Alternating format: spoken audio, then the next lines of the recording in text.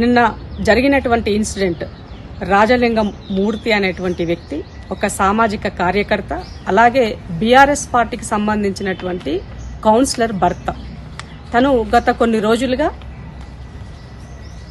అక్కడ జరిగినటువంటి కాళేశ్వరం పైన, మేడిగడ్డ పైన జరిగిన కుంగుబాటు పైన కోర్టుకు పోయినటువంటి వ్యక్తి. అలాగే పలు సందర్భాల్లో ఆ లోకల్ ఎమ్మెల్యేగా పనిచేసినటువంటి గండ్ర వెంకటరమణారెడ్డి గారి యొక్క కబ్జాల పట్ల కూడా నిత్యం నిలదీస్తున్నటువంటి వ్యక్తి. నిన్న అతన్ని తెలియని వ్యక్తులు హత్య చేశారని, కత్తులతో నడి రోడ్డు పైన పొడిచి చంపేశారని, అది కూడా సింగరేణికి సంబంధించినటువంటి కార్మిక సంస్థ, బీఆర్ఎస్ పార్టీ యొక్క కార్మిక సంస్థ ఆఫీస్ ముందు అతన్ని పొడిచి చంపడం అన్నది పలు అనుమానాలకి తావునెత్తుతుంది. సో నిత్యం ప్రశ్నించే తత్వం ఉన్నటువంటి తెలంగాణ రాష్ట్రంలో ప్రశ్నించేటువంటి వాడిని చంపుతాము అనే విధంగా ఒక మెసేజ్ ఇచ్చినట్టుగా ఉంది. ఇవాళ కేసీఆర్ గారిపైన, హరీష్ రావు గారిపైన వేసినటువంటి కేసు అది త్వరలోనే 2-3 డేస్లోనే ఈ జడ్జిమెంట్ దానికి సంబంధించినటువంటి హియరింగ్కి రాబోతుంది అన్న నేపథ్యంలో ఈ హత్య జరగడం అన్నది పలు అనుమానాలకి తావునిస్తుంది. అట్లాగే గండ్ర వెంకటరమణారెడ్డి గారే తను సుపారీ చేసి చంపించినట్టుగా తన భార్య వాంగ్మూలం ఇచ్చినటువంటి పరిస్థితి కూడా సోషల్ మీడియాలో మనం చూస్తున్నాం.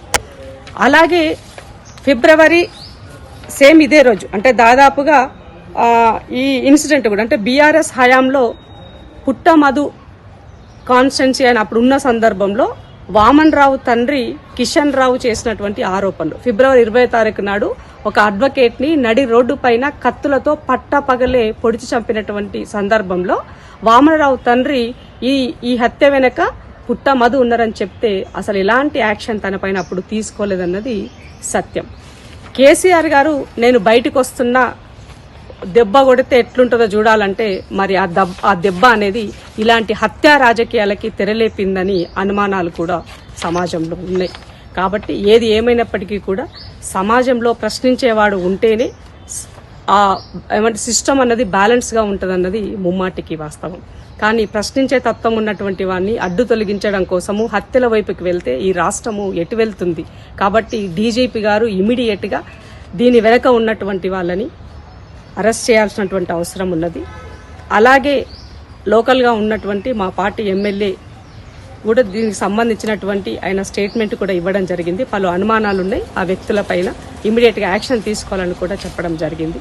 కాబట్టి డీజీపీ గారు ఇమ్మీడియట్గా ఎంతటి వారి అయినా ఎవరైనా సరే దీని వెనుక ఉన్నటువంటి వాళ్ళను వదలరాదు. ఎందుకంటే ఈ సమాజానికి మనం ఎలాంటి మెసేజ్ ఇస్తున్నామన్నది కూడా చాలా ఇంపార్టెంట్.